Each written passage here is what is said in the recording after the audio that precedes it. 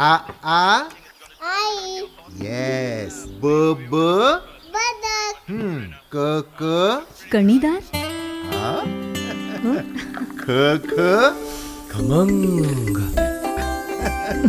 ग ग गोकुळतू.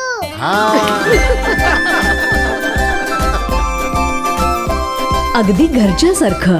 कणीदार खमंग म्हणजेच गोकुळ तूप. सुशोभीकरण म्हणजे एखाद्या वस्तू वा वास्तूचं स्वरूप सुधारण्याची प्रक्रिया असं साधारण म्हटलं जातं. आता याचा अर्थ राज्य सरकारला कळला नाही की कोकण रेल्वे प्रशासनाला हा प्रश्न सावंतवाडीकरांना पडलाय. त्याचं कारण ठरलंय ते सावंतवाडीचे रेल्वे स्टेशन. येथील सुशोभीकरणच अंधारात हरवल्याचं चित्र रेल्वे स्थानकावर पाहायला मिळतं. संध्याकाळनंतर स्थानक दिसेनासंच होतंय. कोकण रेल्वे प्रवासी संघटना सावंतवाडीनं याबाबत नाराजी व्यक्त केली आहे. सुशोभीकरण म्हणजे एखाद्या वस्तू वा वास्तूचे स्वरूप सुधारण्याची प्रक्रिया असं साधारण म्हटलं जातं. आता याचा अर्थ राज्य सरकारला कळला नाही की कोकण रेल्वे प्रशासनाला हा प्रश्न सावंतवाडीकरांना पडला आहे. त्याचं कारण ठरलं आहे ते सावंतवाडीचं रेल्वे स्टेशन.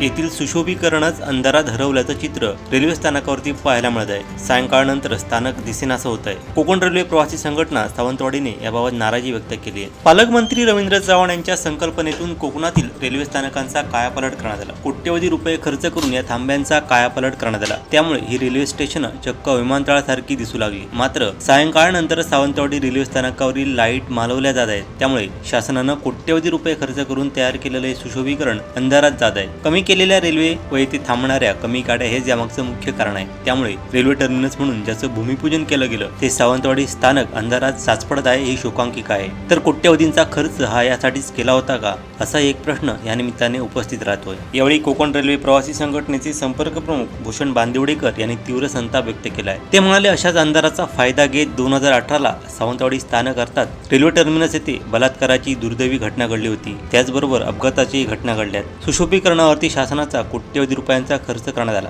मात्र तिथे जर आता विद्युत सेवा नसेल तर त्या सुशोभीकरणाचा उपयोग तरी काय? ही अशी नागरी सुविधेची व्यवस्था सावंतवाडी टर्मिनसवरती करून दिल्याबद्दल नागरिकांनी कोणाचे आभार मानावेत? स्थानिक आमदार, पालकमंत्री आणि खासदारांचे की कोकण रेल्वे अधिकाऱ्यांचे? असा खोचक सवाल बांदिवडेकर यांनी केलाय.